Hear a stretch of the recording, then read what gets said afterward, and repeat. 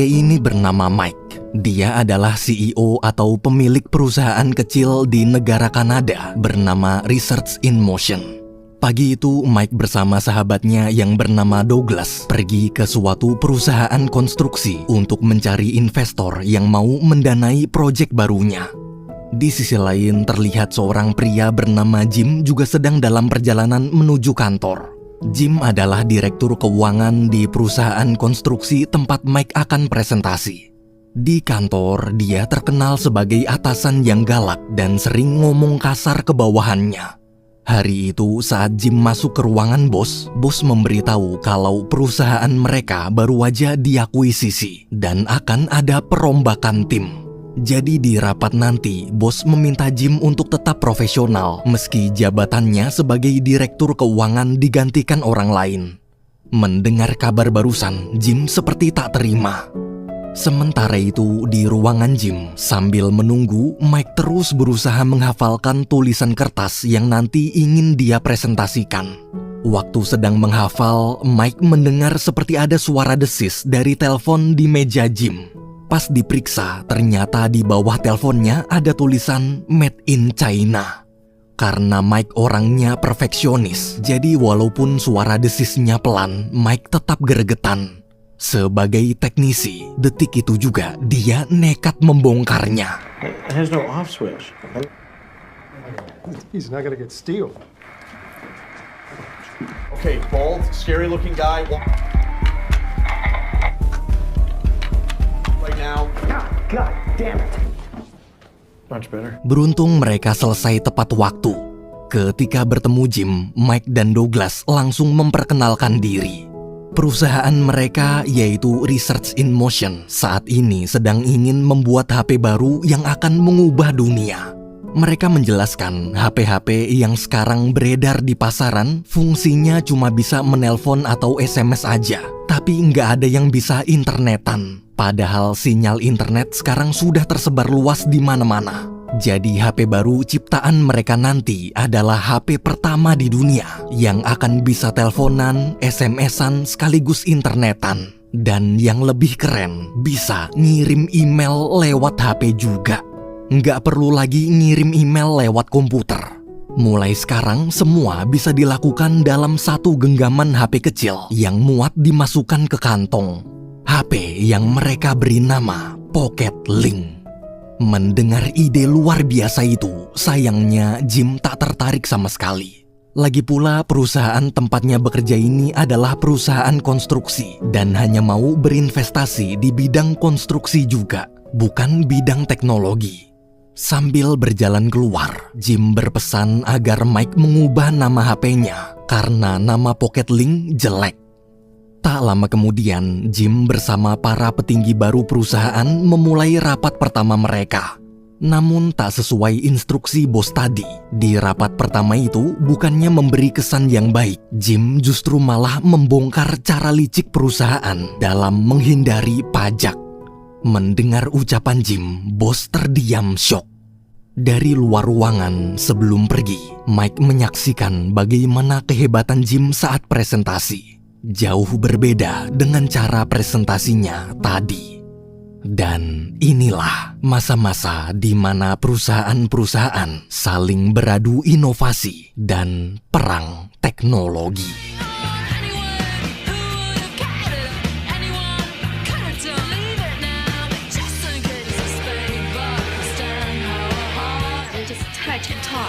Digital world of the computer itself. So what you're saying is Hello. hello? Well, it's very hip to be on. Page you. It's their time. I still think Apple has a future. And that includes 50 minutes. Phone to order me a pizza. Out is not to slash and burn. Sorenya ketika pulang ke kantor, Douglas terus menyemangati agar Mike tak sedih. Di dalam, setelah memberitahu ke para karyawan kalau presentasi mereka gagal, Douglas langsung mengadakan nonton bareng agar aura kantor tetap ceria. Malamnya, saat semua asik nonton film, Mike fokus memikirkan apa nama baru yang cocok untuk HP-nya. Di sisi lain, Jim terlihat sedang membereskan barang-barangnya. Ternyata akibat ucapannya di rapat tadi, dia jadi dipecat. Waktu sedang merenung, dia melihat gambar presentasi HP baru yang Mike dan Douglas tunjukkan tadi pagi. Keesokan harinya, Jim pun pergi ke kantor Research in Motion untuk melanjutkan pembicaraan kemarin.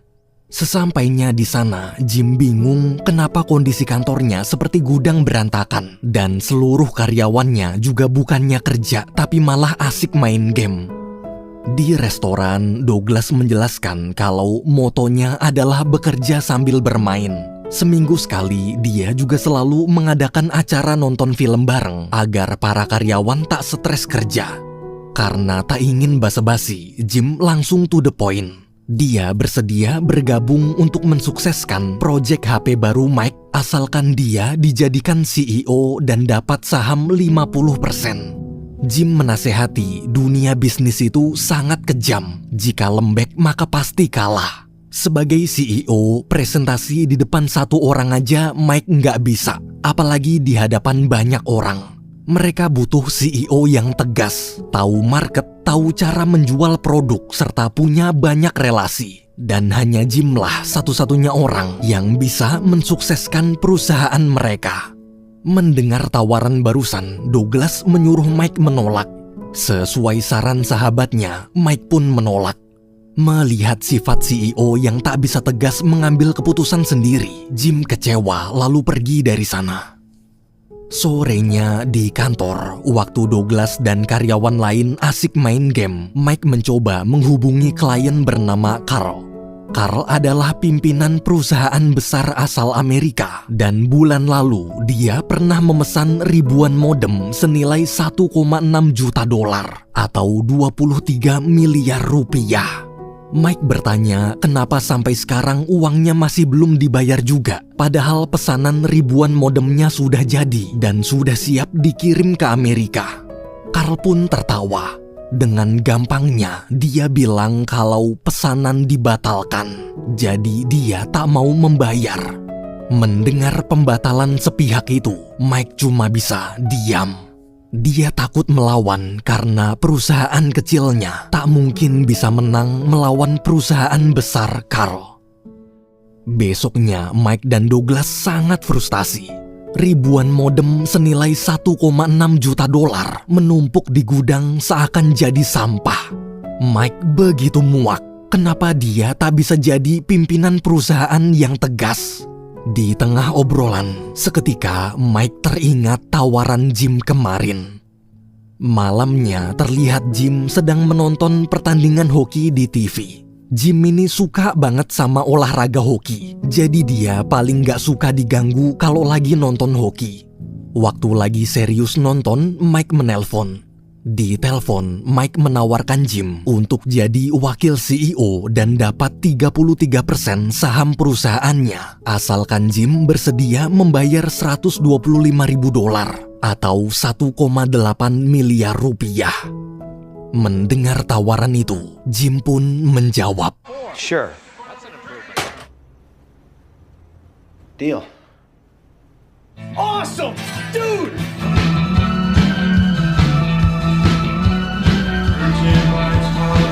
mulai hari ini Jim telah resmi jadi co-CEO di perusahaan Research in Motion.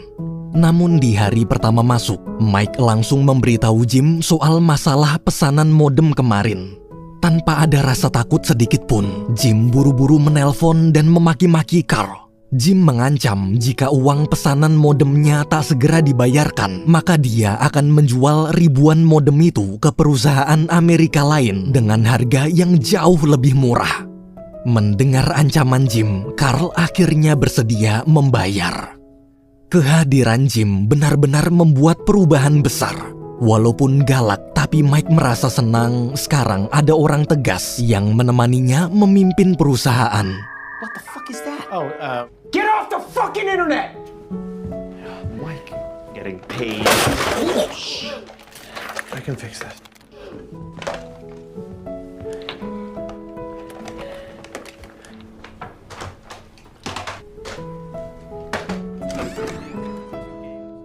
Keesokan harinya, waktu Jim bertanya kapan proyek HP barunya bisa dimulai, Mike menjawab tahun depan.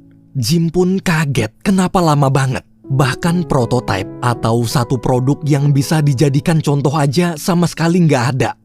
Jim lalu menyuruh bekerja sama dengan pabrik Cina agar produksinya bisa lebih cepat. Namun Mike menolak. Baginya produk buatan Cina asal-asalan. Walaupun hasil produksinya banyak, tapi mereka tak pernah peduli dengan kualitas. Contohnya suara desis di telepon Jim. Lampu alarm kantor kadang error nyala mati sendiri, dan produk-produk Cina lain yang tersebar di seluruh penjuru dunia pasti ada aja cacatnya. Sebagai orang perfeksionis, Mike berkata dia tak peduli selama apapun produksinya. Yang penting dia mau membuat HP-nya di sini, bukan di Cina. Dia ingin HP ciptaannya tak sekedar bagus, tapi sempurna. Melihat sikap Mike, Jim terdiam. Dia sadar bagaimanapun juga Mike tetaplah CEO perusahaan ini. Sorenya sebelum pulang kerja, nggak ada angin, nggak ada hujan. Tiba-tiba Jim memberitahu kalau dia telah membuat janji pertemuan dengan para investor dari perusahaan Amerika bernama Bell Atlantic. Dan karena besok jam 8 pagi mereka harus terbang ke Amerika, jadi malam ini prototipe atau contoh HP-nya harus udah jadi. Mendengar itu, Mike panik. New plan, everybody, we are... I think it's like something... Switch, give me 33 PF. Yeah. All right, give me a Fillmore toggle. Oh, no. Go back! Psychedelics spurs growth of node neck. What feels better?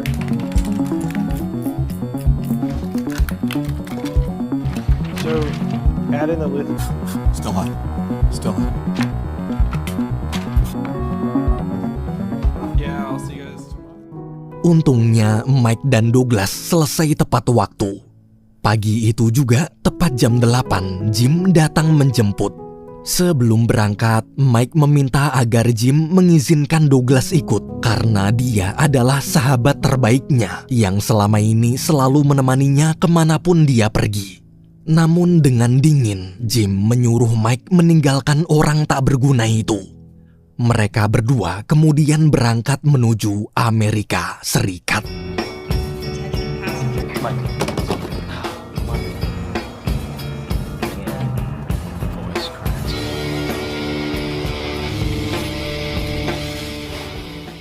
Sesampainya di kota New York, dalam taksi, Mike meminta Jim membuat perjanjian. Jangan pernah ada yang ditutup-tutupi di antara mereka. Mendengar itu, Jim akhirnya cerita. Sebenarnya saat pertama kali bergabung, dia sampai rela berkorban menggadaikan rumahnya demi mensukseskan proyek ini. Jika proyek HP ini gagal, maka Jim akan jadi gelandangan.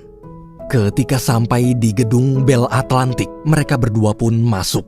Tapi waktu mau presentasi, Mike baru sadar kalau HP prototipenya ketinggalan di taksi tadi. Tanpa pikir panjang, Mike langsung buru-buru keluar mengejar taksinya. Dalam ruang rapat, Jim bingung harus ngomong apa ke para investor di hadapannya. Dia tak mengerti teknologi sama sekali. HP prototipe yang udah jadi aja dia belum sempat lihat. Seketika Jim ingat presentasi yang dulu pernah Mike dan Douglas sampaikan waktu pertama kali bertemu. Hanya bermodalkan mulut, Jim mulai menjelaskan semua hal yang dia ingat. Namun selesai presentasi, para investor mulai menghujani berbagai pertanyaan sulit. Mulut Jim di situ kaku, tak bisa menjawab satupun pertanyaan. Hingga saat Jim ingin menyerah, tiba-tiba Mike datang. Dia berhasil mengejar taksi tadi dan membawa HP prototipenya. Setelah berkali-kali melihat bagaimana cara Jim presentasi, di momen penting itu, Mike pun menelan rasa gugupnya. Lalu mulai meniru gaya presentasi Jim. Ia menjelaskan bahwa HP-nya adalah HP pertama di dunia yang bisa mengirim email. Bila selama ini masyarakat mengirim pesan harus membayar pulsa karena pakai SMS, maka mulai sekarang mengirim pesan akan jadi gratis karena lewat email. Mike juga bilang HP-nya adalah HP pertama di dunia yang ada keyboardnya. Dan karena ada keyboardnya, maka orang-orang yang biasanya menekan tombol HP pakai telunjuk pasti akan berubah jadi pakai 2 jempol. Tak hanya itu, jika HP-HP lain saat tombolnya ditekan berbunyi, HP-nya akan lebih enak didengar karena berbunyi. Mendengar semua penjelasan Mike, seluruh investor sangat kagum dan mau ikut berinvestasi. Di tengah kekaguman, salah satu investor bertanya, apa nama HP-nya? It's called a BlackBerry. It's also a cell phone.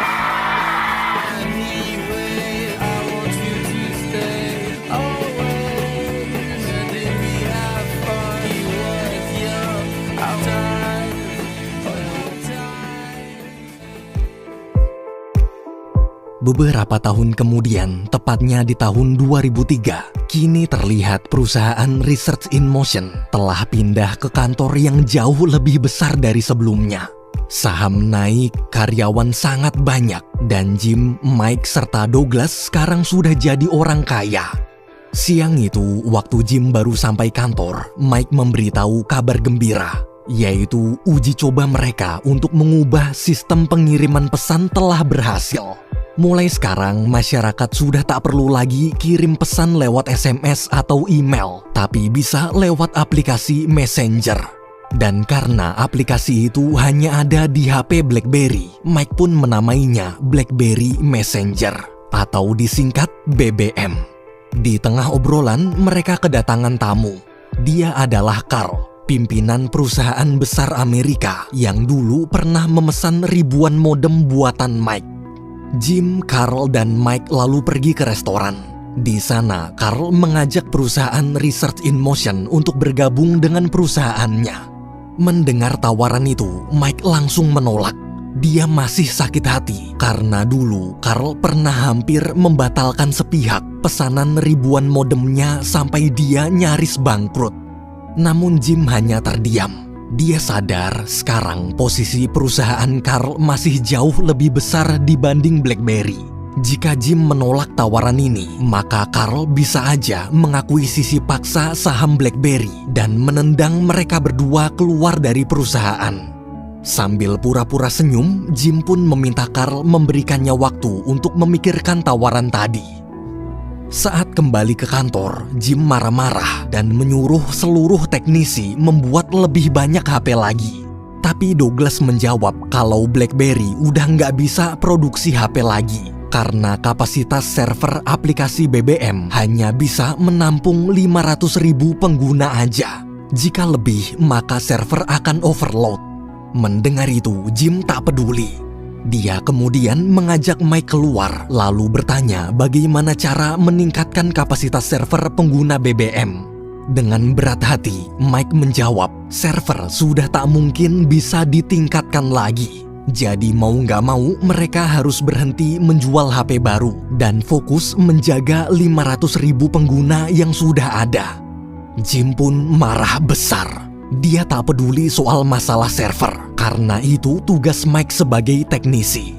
Tugas Jim adalah marketing yang akan terus menjual HP BlackBerry sebanyak-banyaknya. Jim kemudian pergi ke divisi marketing, lalu memberikan para sales target baru. Dia nggak mau tahu, pokoknya dalam waktu 3 bulan, jutaan HP BlackBerry harus sudah terjual. Jim menyuruh mereka untuk menjual HP BlackBerry ke komunitas-komunitas tempat para orang kaya berkumpul. Dimanapun mereka berada, HP BlackBerry harus selalu ditunjukkan agar orang-orang iri dan ikut membeli. Your male model. Be loud. Like him. This annoying prick. Hi, I'm calling on behalf of Black. See you using it. Oh, you go. One club. Wherever the elite.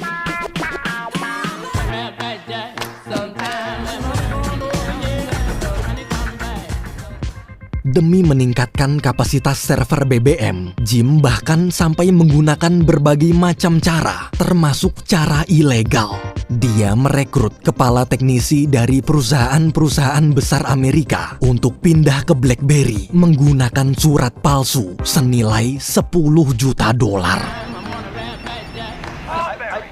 that great? Listen.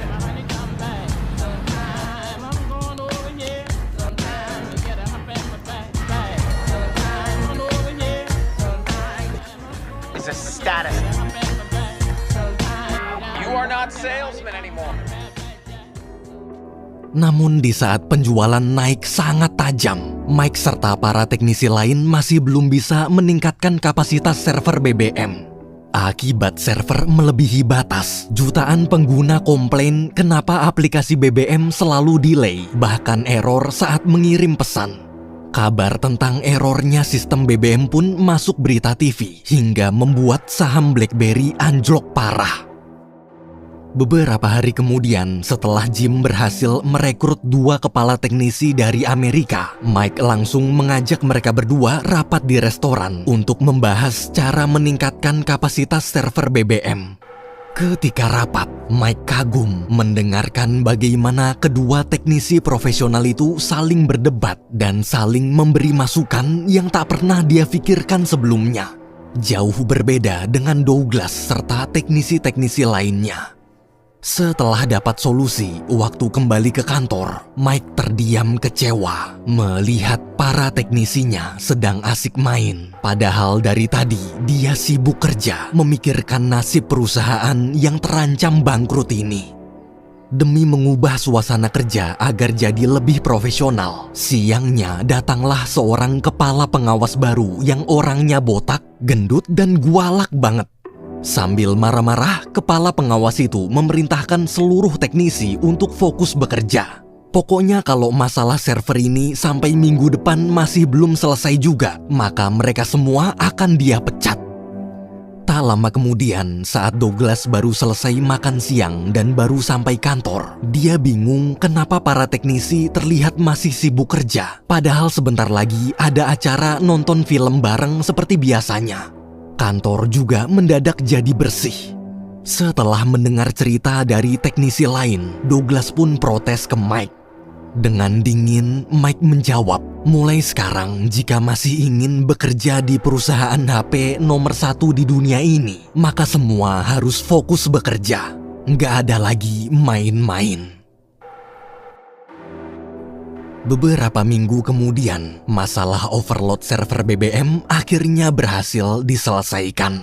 Saham BlackBerry pun melonjak tajam, jauh lebih tinggi dari sebelumnya, bahkan melampaui saham perusahaan Karo.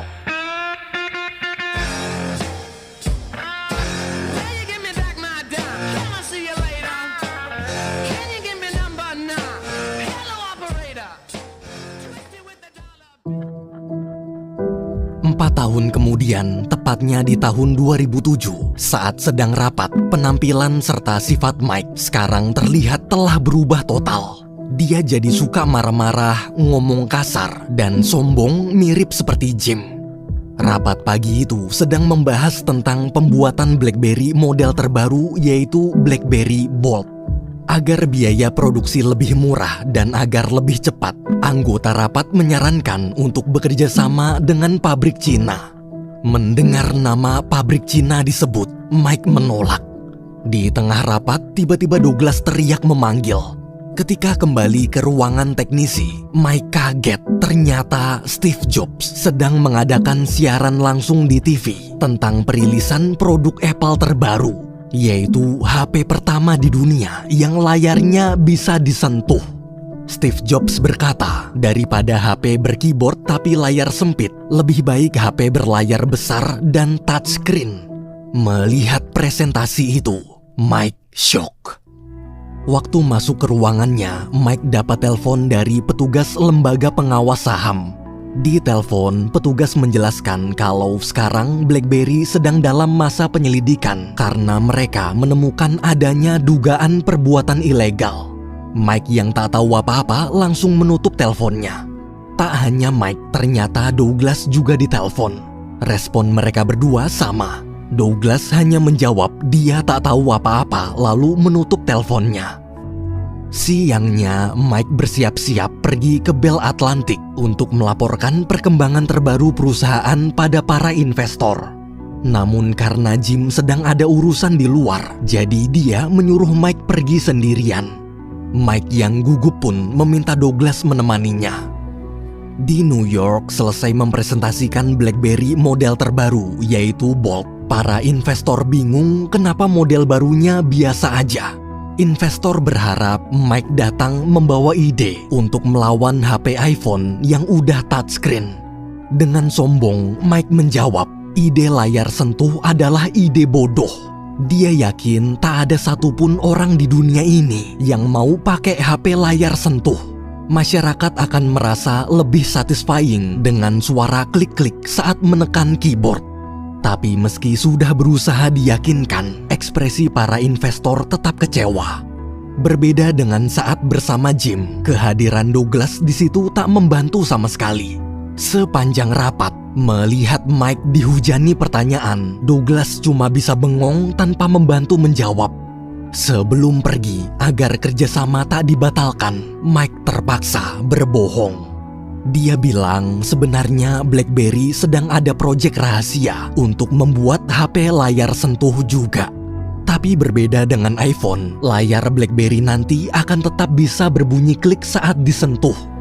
Mendengar cerita bohong itu, semua investor terlihat senang, kecuali Douglas. Sepulangnya dari sana, Mike langsung mengumpulkan seluruh teknisinya dan menyuruh mereka segera membuatkan HP layar sentuh berbunyi klik tadi. Dia nggak mau tahu, pokoknya HP-nya harus jadi minggu ini. Di tengah ketegangan, kepala pengawas selalu mengajaknya bicara keluar.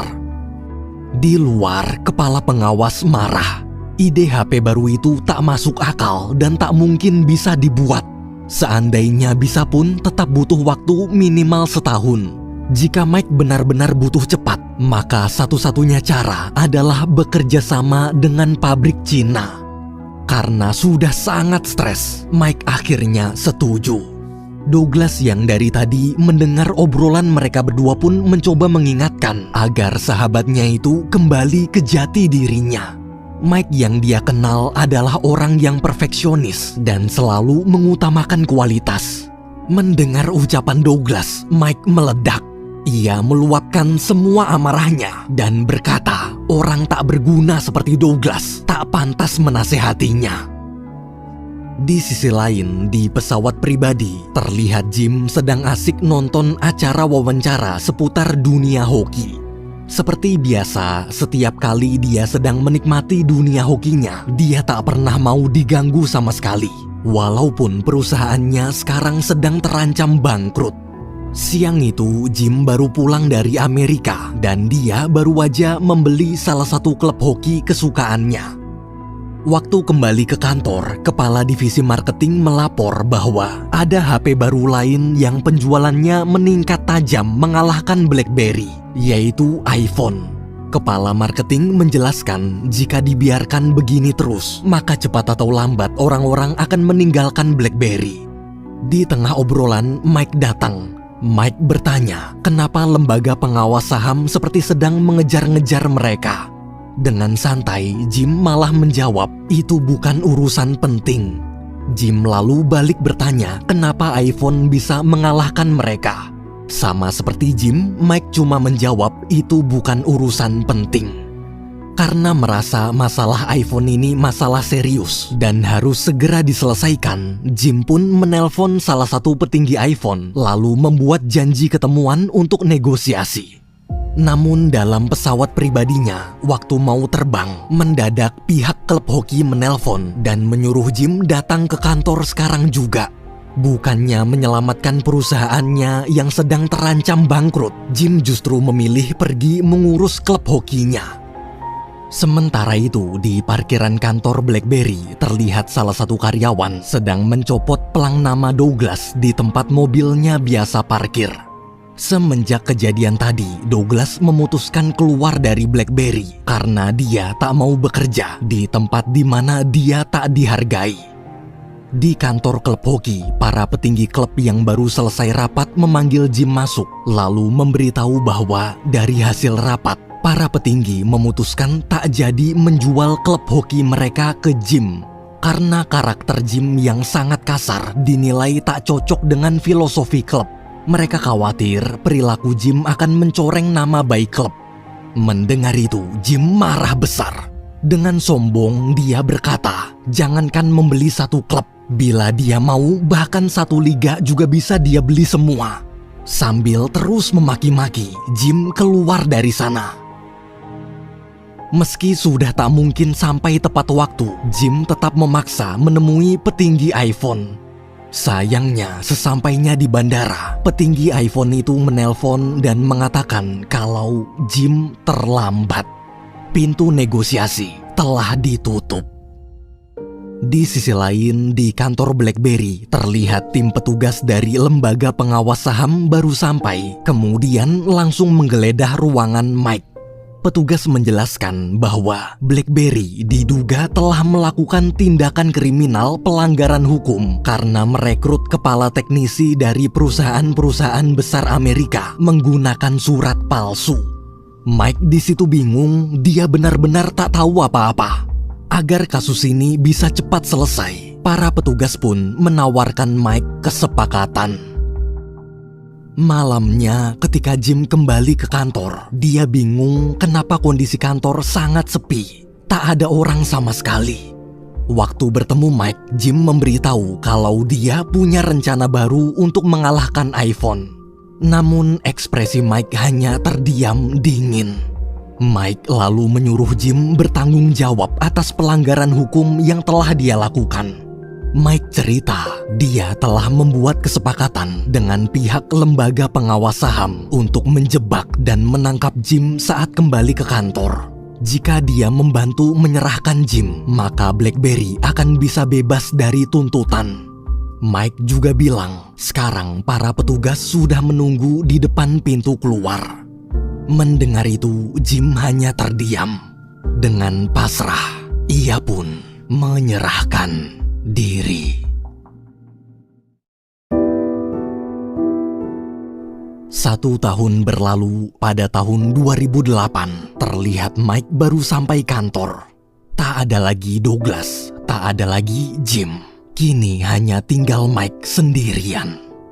Hari itu, sebelum ke ruangannya, Mike pergi ke gudang terlebih dahulu untuk melihat kiriman jutaan HP BlackBerry model terbaru yang baru sampai dari pabrik Cina, yaitu BlackBerry Storm. Ketika memeriksa kualitasnya, Mike kecewa. Seluruh HP buatan Cina itu terdengar suara desis. Sebagai orang perfeksionis, Mike pun memutuskan memperbaiki satu persatu jutaan HP BlackBerry itu dengan tangannya sendiri.